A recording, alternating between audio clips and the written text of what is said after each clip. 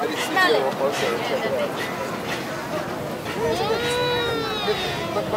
Well, I've lived here in this building for my entire life, 37 years.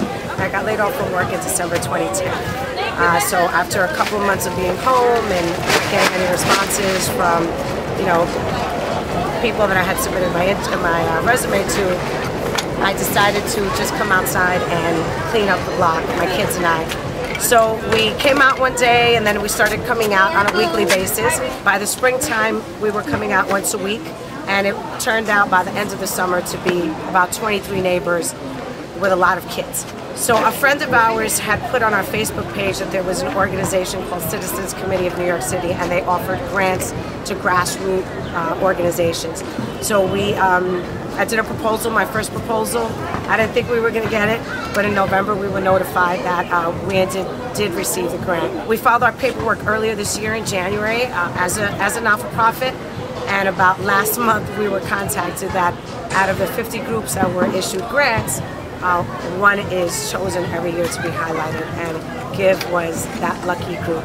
This is more than calling 311.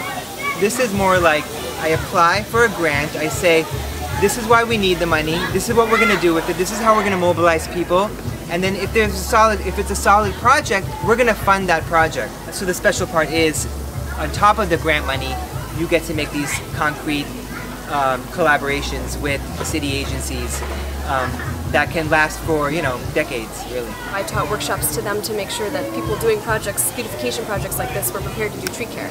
So I met Nilka when I taught a workshop in March up at the Bronx Public Library, and taught her how to take care of trees in this way, and now she's expanded it on such an incredible level, and as you can see there's a ton of volunteers out today taking care of the trees. So that's why the hydrant's open today, so that volunteers can give the trees 15 to 20 gallons of water each.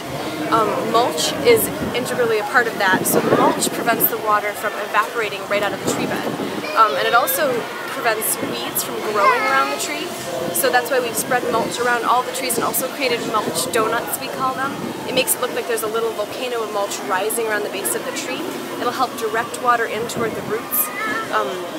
And again, just help the tree flourish so it can give this neighborhood all the benefits that trees can. Last year the kids planted some flowers, and this year they all came up, which is really great. We didn't even know the difference between annuals and perennials. So this is education for all of us on urban environment. I think this is great because it's testament to the fact, a few things. One is that the neighborhood is always growing, and it's great to see people invested in keeping the neighborhood beautiful and safe.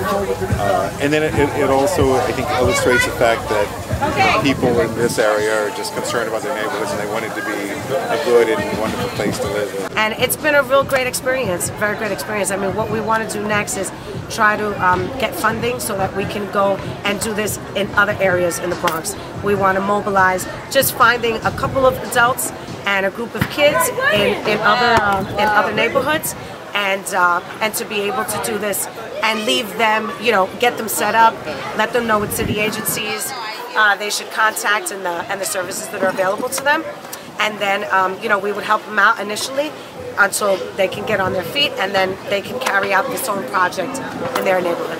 You want to smell the other ones? Come on. And I'll tell you what to modify. These are flowers, but let's feel them. Feel them.